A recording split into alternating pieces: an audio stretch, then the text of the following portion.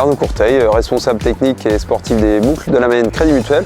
Aujourd'hui, donc, on est au départ de Cossé-le-Vivien pour cette dernière étape de la 51e édition. Donc forcément, on a l'épreuve homme et la nouveauté cette année, c'est qu'on aura une épreuve féminine qui est donc la dernière étape du Bretagne Ladies Tour. Ça faisait déjà 2 ou 3 ans où on réfléchissait à avoir une épreuve féminine. C'est vrai que le vélo féminin se développe et on ne se voyait pas ne pas accueillir de femmes sur notre épreuve.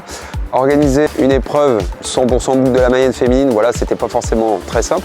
Donc on s'est rapproché de nos amis bretons du Bretagne Ladies et on s'est dit pourquoi pas s'associer. Nos 2 courses tombaient aux mêmes dates, donc une belle coïncidence.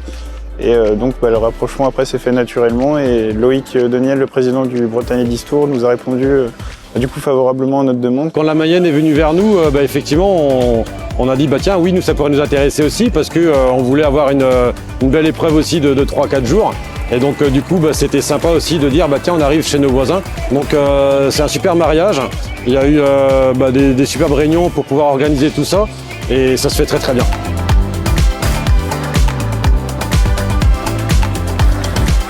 Donc nous on gère vraiment la partie départ, arrivée, les signaleurs sur le parcours et eux gèrent vraiment toute la partie sportive avec les motards sécurité et tous les véhicules à l'échelon course. On fait parler de notre épreuve, les boucles de la Mayenne, voilà, c'est une épreuve Pro Series, une très belle épreuve Pro Series.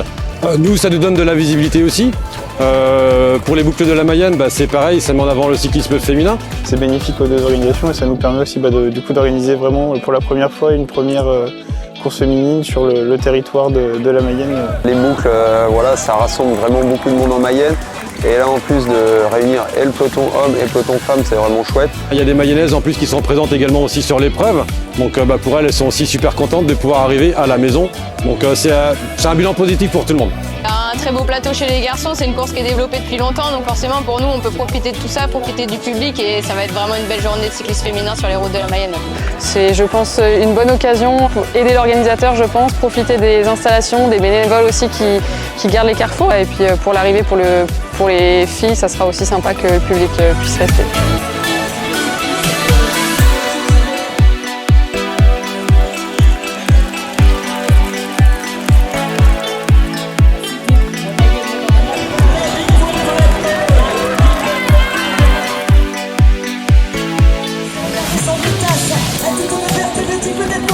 D'un point de vue sportif, on était amateur, maintenant on est professionnel, Pro Series.